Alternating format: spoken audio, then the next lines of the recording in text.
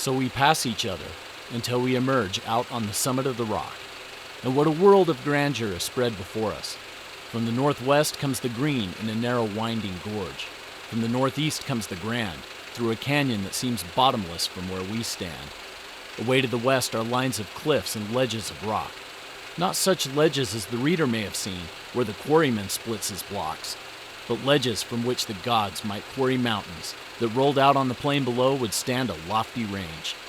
And not such cliffs as the reader may have seen where the swallow builds its nest, but cliffs where the soaring eagle is lost to view ere he reaches the summit.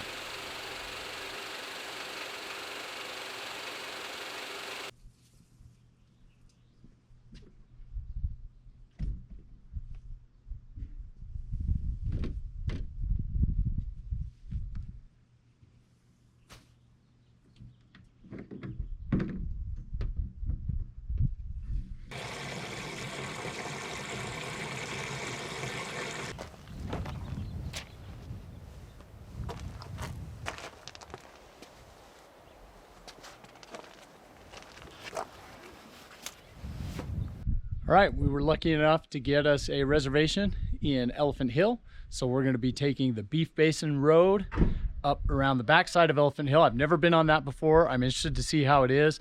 And then there's, I can't remember the name, Nell's basement. There's a descent down there. Can't remember the name of it. Anyway, we're going to go down that. There's a technical descent. We're going to try to go down that right before camp. Then we'll hit camp. So right now we are packed up, ready to go.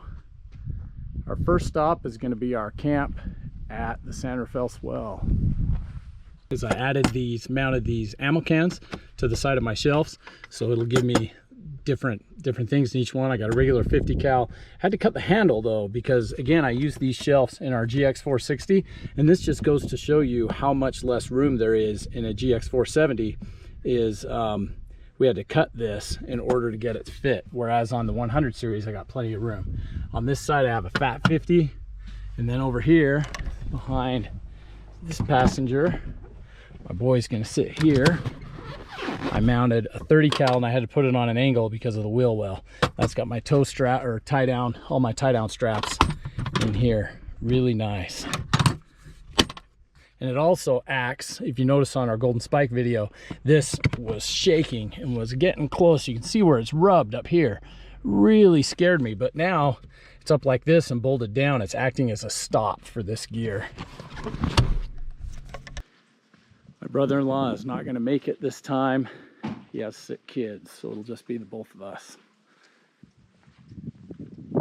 You ready? I'm ready, let's go. Let's get out of here, okay?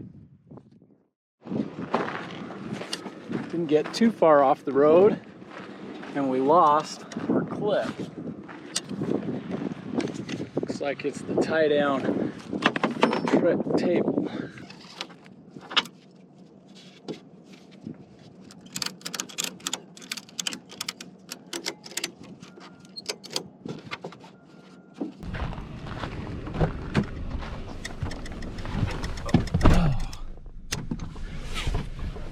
Okay, Jack, that fell right by you.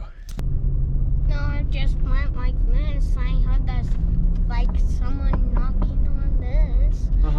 And I thought Grandpa was so on the side of us and trying to say, roll my window down, and then I looked back and I started banging. Yep, it was like knocking on us, wasn't it?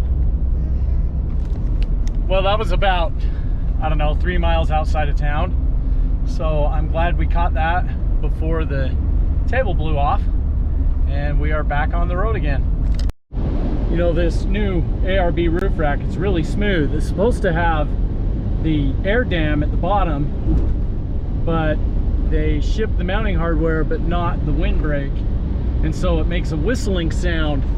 When it's unloaded, but you put gear on it and it quiets right down. It's really quite cool. It just breaks up that smooth airflow, I guess, enough so it doesn't make a lot of noise or an obnoxious whistling noise. The sound you hear now, I don't know if it comes in on the GoPro speaker, that's from the sunroof cover. If we close the sunroof, quiets right up. Checking the fridge. Didn't work. The new battery didn't work? No, now it's kicking on. It was off, huh? Well, I guess the way this works is if it doesn't show a load, It auto turns off? we'll have to read We'll watch it? Because right now, it's pulling 50 watts and it's doing it. The fridge jumped up. To about 43. Well, why don't we stop at Salina and get gas, Okay. and then we'll check it there. If it's bad, I got a battery you can borrow, or we'll just plug it in. Plug it into my vehicle. Okay. But that's not a good sign. No. We'll have to let them know about that. Yes. So this is pretty cool. We are in Scipio heading towards Salina. I'll pull up a map so you can kind of see where that's at. It's on our way to the San Rafael Swell, and we are picking up, you can see, the Henry Mountain repeater. You can hear them talking, and that's with just that little loaded quarter wave antenna on my ham right up there, and then this Kenwood ham radio right there. Post-production, I'll put up a map and we'll show you about how far away we are. And not only are we that far away, but we're not exactly line of sight either. I got mountains all in front of me. I put Henry Mountain probably where my 8-pillar is right now. And I'm picking it enough to hear what they're saying. So if you guys are on the fence about studying and getting your ham license, man, get it. It really opens up your communications.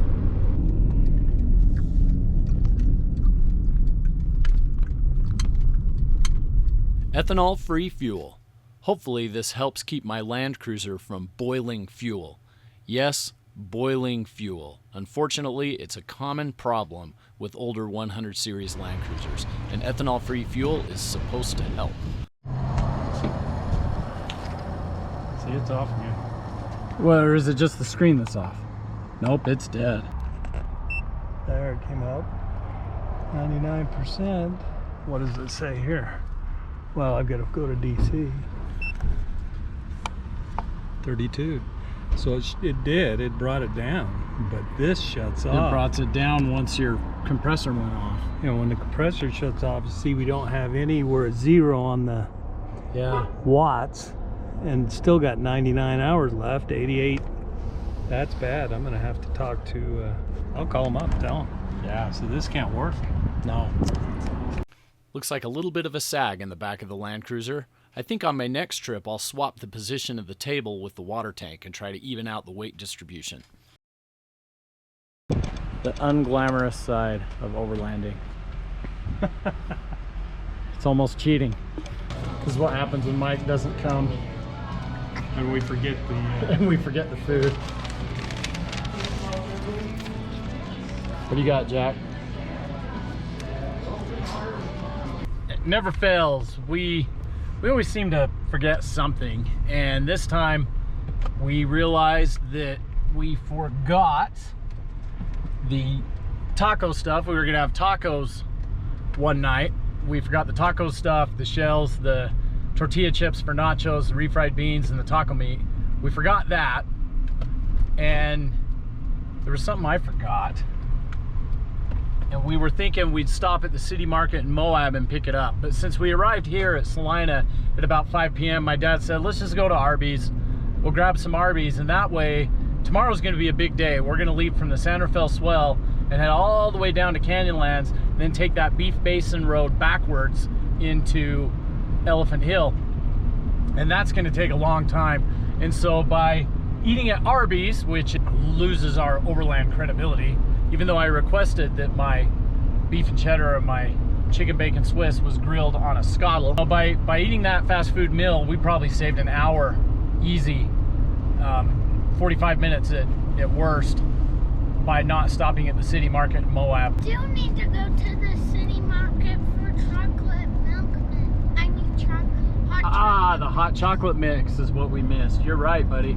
I think we might not have hot chocolate mix. We'll have to check when we get to camp. We build our vehicles for the dream of epic off-road adventures. However, sometimes it's the road to the trailhead that can be just as rewarding. I-70 eastbound between Salina and Green River is one of these trails. As you leave Salina, you climb out of Soldier Canyon, with the Wasatch Plateau to the north and Gooseberry to the south. After that, you break into Utah's Castle Country, with the western edge of the San Rafael Swell beckoning to you in the distance. This is our exit. As soon as we pulled off the interstate and left the pavement, we turned into a glowing sunset. It seemed somewhat poetic. It was as if the sun was smiling on us. Not the smile of a fond goodbye, typical of the riding off into the sunset trope of classic westerns, but rather with a warm smile of greeting, welcoming us to Utah's vast wilderness and the promise of adventure. Our journey had officially begun.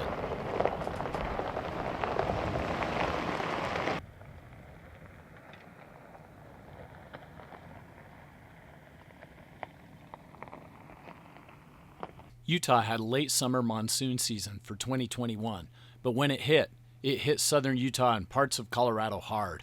Many places experienced flooding. One of the biggest unknowns to us about the San Rafael Swell was how bad it had been hit, and if any of the connecting trails to our dispersed campsites had been washed out. And it has been washed out, but we can get through. That's the key, is if we can get through.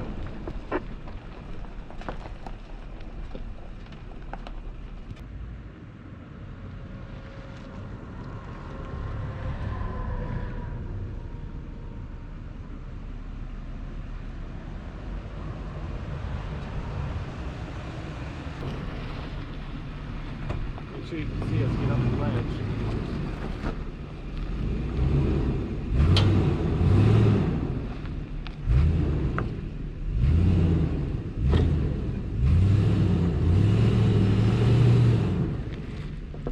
Good job.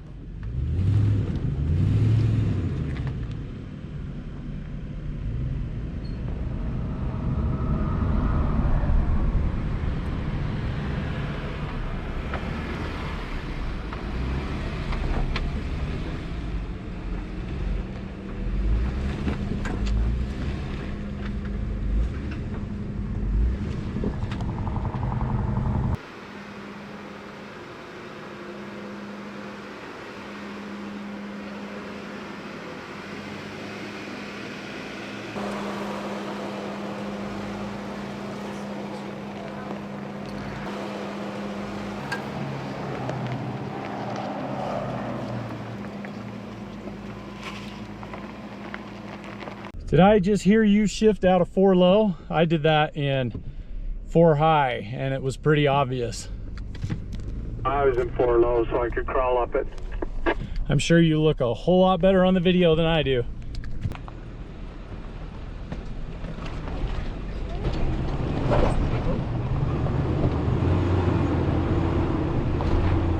As we approached our camp, signs of the violent monsoons became quite clear as the evidence of flash floods was cut into our path. Fortunately, despite the erosion, the roads had not completely washed out. We're going to Moab tomorrow. I'm still happy though. You like this camp out. You remember it, right? Yeah, that's awesome. I remember when I spotted out an arch around Yes. here. I think it's right here, too.